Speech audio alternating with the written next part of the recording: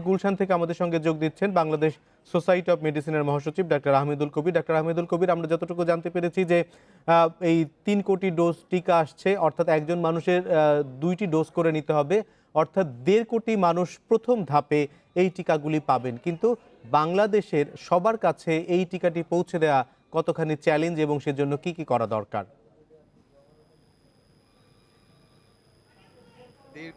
যেই কথা বললেন ৩ কোটি প্রায় বোধহয় অনেক অনেক নাম্বারের ভ্যাকসিন।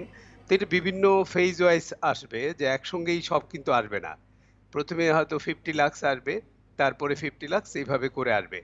যে কারণে আপনার ওই যে ব্যাকআপ প্রিপারেশনটা খুবই জরুরি, কারণ এতগুলো ভ্যাকসিন আপনি জানেন যে ভ্যাকসিন এইগুলো একটা নির্দিষ্ট টেম্পারেচারে মেনটেন করতে হয়, কোল্ড চেইন মেনটেন করতে হয়, তারপর ব্যাকআপ স্টোরেজের বিষয় থাকে, কারণ সারা ওয়ার্ল্ডেই দেখা যায় যে ভ্যাকসিনগুলো যদি প্রপার টেম্পারেচার মেনটেন না করা হয়, আপনার ৩টা জিনিস, একটা হচ্ছে এয়ার, দেন ট্রাক, দেন স্টোরেজ, 3 স্টেজ। আপনি বাই এয়ারে নিয়ে আসলেন, তারপর ট্রাকে করে ট্রান্সপোর্ট করলেন, সেটাকে স্টোরে ব্যাকআপ করতে হবে। কিন্তু এই ৩টা ওয়েতে ঠিকভাবে না করলে পরে দেখা যাচ্ছে যে 25% ভ্যাকসিন কিন্তু তার যে ক্ষমতাটা সেটা হারিয়ে ফেলে। যে কারণে ভ্যাকসিনগুলি আসার আগেই এটা কিভাবে স্টোর করা হবে, কিভাবে ট্রান্সপোর্ট করা হবে, কাদেরকে দেয়া হবে, কোন গ্রুপ অফ পিপলকে দিতে হবে, তাদের ওই ফার্মাকোভিজিলেন্স, রিকল, কারণ ২টা করে ভ্যাকসিন ডোজ দিতে হবে। এই সমস্ত প্রিপারেশনগুলি থাকতে হবে। হঠাৎ করে ভ্যাকসিন চলে আসলে এই প্রিপারেশনগুলি না থাকলে এইটা খুব ডিফিকাল্ট সিচুয়েশন হবে। নিশ্চয়ই সরকার এই বিষয়ে চিন্তা করছেন এবং তাদের প্রস্তুতি আছে। ভারতের সিরাম ইনস্টিটিউট, বাংলাদেশের বেক্সিমকো ফার্মা এবং বাংলাদেশ সরকারের মধ্যে যে ত্রিপক্ষীয় চুক্তি স্বাক্ষরিত হয়েছে অক্সফোর্ডের টিকা নিয়ে, এই অক্সফোর্ডের টিকার বিষয়ে আপনার মূল্যায়ন কি? এটি বাংলাদেশের আবহাওয়ার জন্য, বাংলাদেশের মানুষের করোনা ভাইরাস যেটি দ্বারা সংক্রমিত হচ্ছে, সেই করোনা ভাইরাসের যে প্রকৃতি, সেই তুলনায় এই টিকাটি কতখানি কার্যকর? এখন পর্যন্ত যেটুকু আমরা স্টাডি দেখেছি, ফেজ 2 ট্রায়াল বা অন্য যেটুকু, তাতে জি, শুনতে পাচ্ছি, একটু বলুন। সাউন্ড, হ্যাঁ, হ্যাঁ, হ্যাঁ। যেটা হচ্ছে আপনার এই ট্রায়ালটা দিয়ে দেখা যাচ্ছে যে ভ্যাকসিনটা ইফেক্টিভ, এবং ইমার্জেন্সি ইউজ অথরাইজেশন হয়তো দিয়ে দেওয়া হবে এই ভ্যাকসিনটার। তো এখন জাস্ট একটু ডাক্তার আহমেদুল কবির, আপনাকে স্পষ্ট শুনতে পাচ্ছি, আপনি বলুন। আচ্ছা, আচ্ছা। না, এটা যেটা হচ্ছে যে আপনার যে ভ্যাকসিন যেটা ফেজ 2 ট্রায়াল হয়েছে সেটার ইফেক্টিভনেস প্রুভ হওয়াতেই অক্সফোর্ডে এই ভ্যাকসিনটা হয়তো তারা দেয়ার জন্য বলছে।